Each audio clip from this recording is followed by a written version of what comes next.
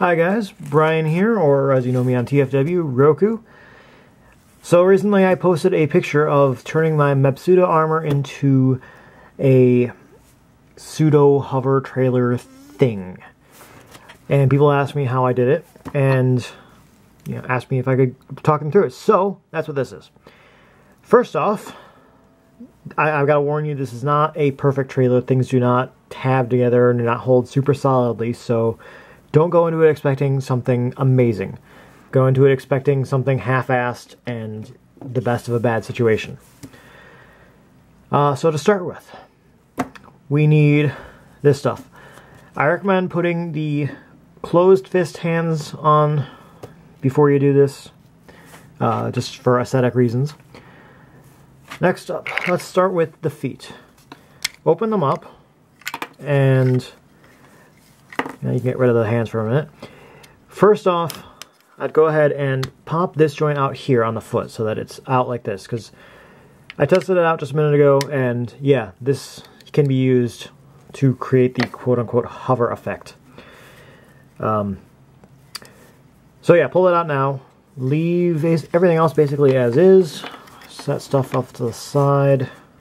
And let's just move the camera down a little, hopefully give myself a little bit more room. Push you back a bit. Alright. Next one. Go ahead and open the foot up. Open the leg up. Dump out the hands. Now, you're going to want to connect these two pieces together, and to do that you use the gun, which you have to extend out like this. And let's see, how does it connect? There are 3 points on here that you can connect it to. And, probably by design that it connects up so well. So I believe it goes like this. Yeah, those look to line up, so just go ahead and push these in together. And that locks that one in. And we can combine it with the other one. Combine it with the other one. There. Now I go ahead and put the fists back in here just to get them hidden away. Which side do I not put them on? I think I put them on this side. Yeah, I put them on this side.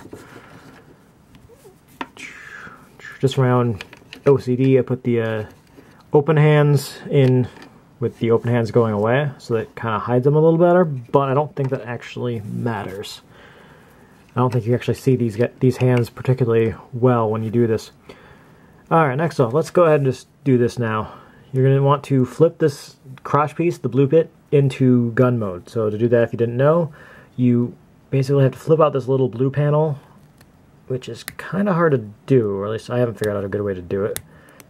You can do it. I believe in you. You can do this. Or you can continue fighting me. There we go, finally got it. Okay. And this is even required at the moment. Okay, so go ahead and just put it like that, and we can drop it onto there. That's exactly what I want to do. Next up, we got to get this guy into the configuration we need. So for starters, rotate these up, and you need to pull the head up, because it's on this double hinge here, and you need to basically spin it around. How's the easiest way to do this? I haven't found the perfect way to do this, but you get the head back like that, so it looks like this is an easy way to do it. Having it face up and then wee, exorcism, wee. And then rotate the head so that it's facing down, because you don't want Ultra Magnus's head staring up. Oh, by the way, yes, I painted my face and his eyes. The eyes can be taken out, they're on their own separate piece. I screwed up a little bit with the paint on the white. My white didn't match perfectly with the white that was already there, so I painted the entire face white and screwed up a bit. So yeah, that's what he looks like with a white nose and white chin. Looks pretty awesome to me. So, get it like that. Now, this gray bit can rotate, as I'm sure people are aware, and there are posts. No, those are posts. Those are ports, I'll say. And those posts go into those ports and lock in quite solidly. And you can slide the head in there, and you can see there's a little notch for his head crest thingy, mohawk. And then you just slide the ear bits and rotate the bit that they're on, can slide in there pretty, not securely, but pretty decently looking, I think. You need this bit up. Okay. Next we move on to the arms, and you move these up just to kind of get stuff where you want it to be. I guess not. It's all kind of guesswork, because I'm just trying to get the arms up on this joint here. I'm trying to get them up as high as possible, because the higher they're up, the better this is going to look. Okay, so I think those are about as good a condition as you can get. This is a decent one because you're just going to be, these are decent places for these to be, because they'll be moving in them shortly.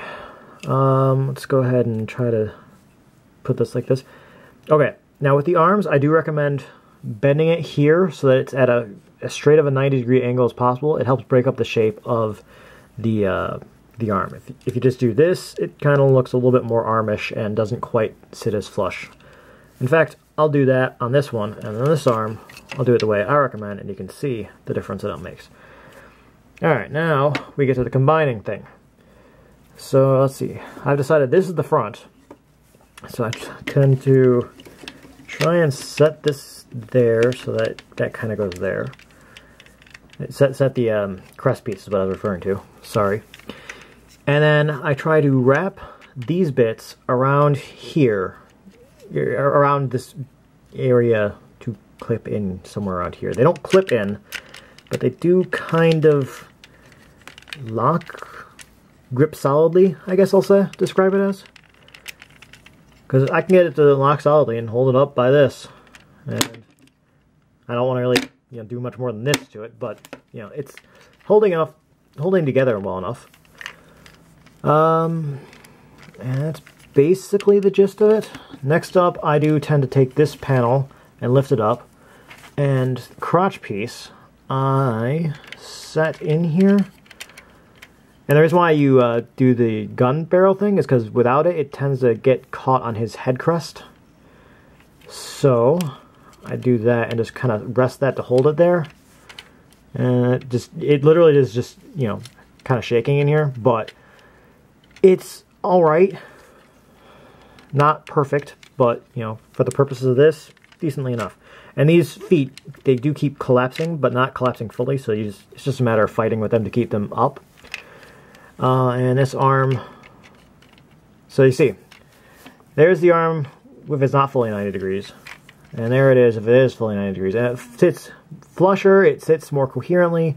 And the reason why I recommended the closed fist hands is because in person, it's showing up a little bit darker on camera, but in person, it's a little bit easier to not notice that it's a hand.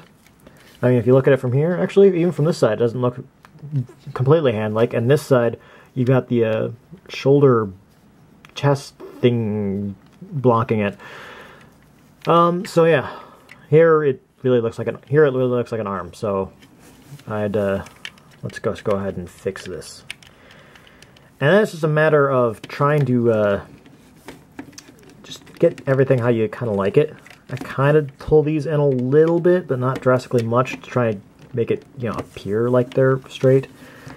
And then kind of fake it so that it's floating on the feet. And I've tried spinning the feet around, but it actually is much more stable with the feet facing the correct direction. And then that's basically it. It's just fiddling from here to try and get it solid. And like I said, it is, holding together solid. I can lift it up based on this and hold it together, other than just, the arm moving a little bit. Now to connect it to Ultra Magnus, it doesn't. You just set Ultra Magnus down and, shove that up his butt. And that's what you do. So for a display, it doesn't look bad. And something fell. Not fell, but... like I said, it's just a whole lot of fiddling, trying to get things to fake look right. And that's what it is. So it's just a bunch of fiddling, trying to get it to look how you want it to. And for a display, it's okay, because you just can basically set it there anyway. As a toy, it's not particularly great. I can't really think of any specific way of how you could could make something to attach it. I mean, I suppose you could like do something that would attach to the insides of the wheel wells or something, because there's some spots in there that you can attach something to. But I'm not sure what you would attach something to on the trailer bit. Don't know. As for attaching the top piece more securely, I'd say it's actually pretty secure. Maybe something that would clip onto the bit that clips onto this post. If something were in the legs that you could attach that to, or the peg on this that would normally attach to this, if there was something on the legs that would plug into, I suppose that would be a little bit tighter of a connection, but like I said, it's not too bad. Oh yes, by the way, I painted my Ultra Magnus, a long time ago, just to give him a redder chest.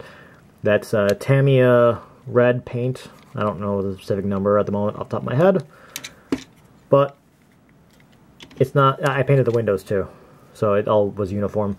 You can see the original red on here and that red, not the same red. Anyway, that's not the point of this video. Yeah, I have issues trying to get it to stay up.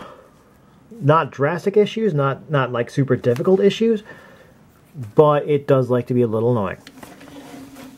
So here's another angle of it from behind. You